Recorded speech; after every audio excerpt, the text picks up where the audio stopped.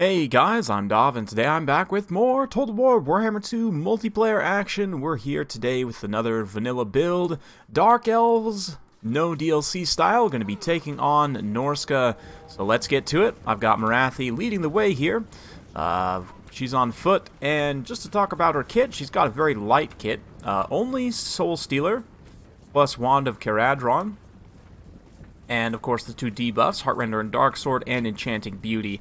We've also got some Dread Spears, a couple of Death Hags to give some extra anti-infantry. One of them also has the debuff Chill Blade. Got 4 units of Dark Shards, 2 Blackguard, and Feral Manticore, plus 4 units of these guys right here who are charging straight into some Marauders. We've got some Dark Riders with shields, some Marauder Berserkers, Familiar Warriors over here. Some more regular Marauders. We've got some Horsemen, a Shadow Famir, another Manticore, Wulfric on foot leading the way, and some more infantry as well as 2 Skin Wolves. So yeah, right off the bat, we're going to be getting things underway with a quick hit-and-run charge there with those Dark Riders. Obviously, they are Shock Cavalry. 40 charge bonus is pretty solid for a unit of that price range. Then Marathi's going to come in and start to duel the Famir boy a little bit. Was going to cast a Soul Stealer there, but it looks like it didn't actually go off because Marathi got knocked over there by the Famir, which is fine. And since Wulfric's on his way over, we're going to throw the Soul Stealer on him instead, and Marathi's going to go ahead and cut and run from this fight, since she doesn't necessarily want to fight these two, alone. We are going to dispatch the Death Hags to fight them in just a moment. Meanwhile, over here, Italian Spartacus is going to do a great job unleashing a boat on my front line, just wrecks those Dread Spears. And yeah, my Dark Shards, who are currently just focus firing on those Smear Warriors, get absolutely pendulumed right there. But I had some hidden Dark Riders in the woods now springing out, going to be getting onto these Marauder Horsemen, kind of pressuring them up and away, not allowing them to get in and kind of follow up on that nice spell. They could potentially switch into melee mode and start to chase off these Dark Shards, but using those Dark Riders to kind of protect here. Meanwhile, over on this side, these Dark Riders came in. They did some good shock damage. Tried to use them with the Manticore to try and break this flank, but unfortunately we weren't quite able to get it done. Meanwhile, Italian's Manticore drops down in the center, so Marathi's going to go ahead and respond here. Of course, she's got her anti-large AP in with her debuffs. You can see that, yeah, they don't have much melee attack to hit her with. They're going to have a hard time making contact whatsoever. We've also got the Blackguard kind of defending this backline. 2 more units of Dark Shards, relatively secure at this point, but things are looking a little rough, slightly in the favor of Norsca.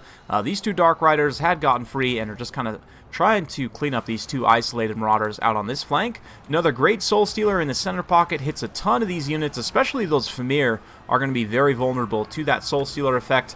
And then the Death Hag comes in as well to start to duel some of these various units. The Death Hags do have poison, so they don't have the Madness of Cain effect like the Witch Elves have, but they do have poison. So they can sit in this fight, kind of saturate these various units with that poison debuff. It's very, very strong. Meanwhile, in the back line, Italian's doing a great job pressuring with his Skin Wolves, trying to get on to my Dark Shards, understanding that they're a big danger here, also using the Manticore very effectively. Marathi and these Blackguard can only be in so many places at once. Meanwhile, the unit of Blackguard in the front line is getting worn down, although they have got quite a bit of work done, just about picked up that XP Chevron. They are very, very close, while my Manticore is getting cleaned up by Italian's forces here. So, Wand of Caradron comes in, absolutely bops Famir boy. Just a little sad for him, but, he's only got 1 eye, so what do we care? Wulfric also going to take a little bit of focus fire at this point as well. Unleash a beautiful boat right on the back line of these rallied. Oh, man, just absolutely finishes them off. That'll probably shatter those units. That being said, with the debuffs active, Wulfric, I mean, if he has Hunter of Champions on Marathi, like that, it'll probably go okay for him, but let's kind of watch these 2 heroes, legendary heroes of Warhammer duel. There we go. Wulfric going to be hopefully getting some attacks in. Looks like the Blackguard are coming to help. Nope, Wulfric decides just to let the lady run. Very enchanted by her beauty, very clearly. With the Hunter of Champions, she's down to 0 melee defense, so he could have gotten a couple good hits potentially, but, I mean, granted, he's also going to be debuffed at that point. But taking a look at the battlefield, again, balance power slightly in Italian's favor, but I do still have these Dark Riders free, able to get some rear charges here. Another really nice Soul Stealer. This is potentially a key engagement for me. If I'm able to finish off these 2 units of Skin Wolves, we get a Soul Stealer. I'm also going to use the Dark Riders, charge the Famir boy here. We're going to follow up with the Blackguard. Battalion does pull them away, screens out a little bit with the Marauder Horsemen, but then I'm going to use the Dark Riders to charge this blob here. Just get a nice big rear charge. Death Hags are still fighting.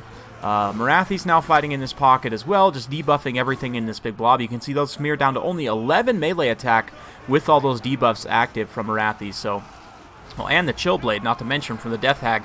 And Wulfric, yeah, down to 47, which is still quite good. But just the leadership damage there of the rear charge from the Dark Riders was enough. Even though the Dark Riders themselves broke, we were able to break a few other units here and finally equalize the balance power a little bit. This Feral Manticore is also coming back. We've got a few more Dark Riders kind of out in the periphery here, able to protect against various units. And Marathi now go into town on what remains of the Skin Wolves, along with the Death Hag here. Another nice boat, well placed by Wulfric. Goes through those Blackguard, but unfortunately they are still healthy enough. This unit, 65 model, still quite a bit of HP. And a nice rear charge from those Dark Riders should clean up those Skin Wolves. And finally we're ahead on the balance of power. The Manticore, his leadership has been dealt with, and it's pretty much just Wulfric at this point. So very well played to Italian, I have to say. Very fun battle. Nice back and forth there. And yeah, decent all vanilla build for the Dark Elves. I would think this build would be decent in various matchups. You might want to trade out the Dark Shards for different things, depending. But personally, I'm a huge fan of Dark Riders right now. When they're used appropriately, they're basically like cheaper Wild Riders, more or less. Very, very strong. Blackguard, of course, probably the best elite halberd in the game, due to the fact that they actually have immune to psychology, which almost, I don't think any other elite halberds have immune to psychology, which makes them excellent. They also have the most HP, I think, of any Dark Elf unit, I want to say, or one of the highest HP pools of any Elf unit in general. We'll check that in just a minute. But yeah, Marathi, of course, one of the strongest Legendary Lords in the game as well. Having that Greater Arcane Conduit plus Soul Stealer means you get possible to get like 5 casts of Soul Stealer throughout the course of a game, and here in this game definitely made a difference against any kind of monstrous infantry or cavalry faction. I would definitely recommend the Soul Stealer. It works well against Bretonia, it works well against, like I said, monstrous infantry, even though it says on the scaling, on the damage scaling, well played to Italian, by the way. I'm not really going to go too much into the breakdown there. I more want to talk about these guys just in a bit of a general sense here. So if we have a look, yeah, so Dark Elves, Soul Stealer, as I mentioned, is even though it says it's good against single models versus a single combatant, right? It's actually good versus all low model count units, and this is true of any like Spirit Leech, you know, direct damage type spells. Spirit Leech, Final Transmutation, Soul Stealer. They're all very good against heavy cavalry and monstrous infantry as well. I would even say more so than single targets. So in a matchup like, again, against Norsca, where you're going to be expecting either Famir or Skin Wolves or possibly both, you know, it's a pretty no-brainer then in that situation to have that Soul Stealer. Marathi on foot, relatively tanky. She's got decent enough melee defense, but the fact she has the double debuffs as well makes her very hard to take down. This Wand of Caradron also reduces the cost of Soul Stealer, similar to how I believe it's a lot of the legendary items in campaign actually reduce costs of certain spells, but not all of them carry over to multiplayer, but this one does. So you want to make sure to take that, and not only that, but the damage is pretty legit as well. K-Knight Assassin and Death Hag are both super solid heroes that you have access to vanilla-wise. And then, yeah, as I mentioned, Blackguard, quite a bit of HP for an elf unit. They also have immune to psychology, really good stats, just excellent all around. Blackguard, sorry, Harganeth are also a decent great weapon unit. You know, you've definitely got a lot of options. Cold One Knights, they have their limitations, but they are also one of the more cost-effective units of heavy cavalry in the game. Definitely sort of monstrous cavalry, I would say. Not necessarily traditional heavy cavalry, but still. Yeah, so I'm going to be hopefully bringing you a few more videos in this this series, but you have a lot of options as Dark Elves, of course. I didn't even talk about Malekith. He is incredibly strong as well. You've also got access to McCracken Face Lokir, which is a decent choice also. He can do some good stuff. And then, yeah, both the Dreadlord, both variants of Dreadlords are pretty solid as well. You've got access to a bunch of Lords of Magic, all of which are quite strong. And yeah, Dark Riders, one of the best light cavalry units in the game, and coming from somebody who is, I would consider myself a connoisseur of light cavalry to a degree. Yeah, 40 charge bonus in this price bracket is legit. You consider that these guys are hitting for 60 weapon strength apiece on the charge, and you see why I'm such a big fan of them, especially the shielded variant with 28 melee defense. For 500 points, this is a very cost-effective light cavalry unit, and is going to be good in a multitude of different situations. Yeah, I'm not the biggest fan of Dark Riders with repeater crossbows just because I don't use them very efficiently, but I was having a discussion with someone the other day, I believe it was maybe Felcon and Hadris and a couple of other players.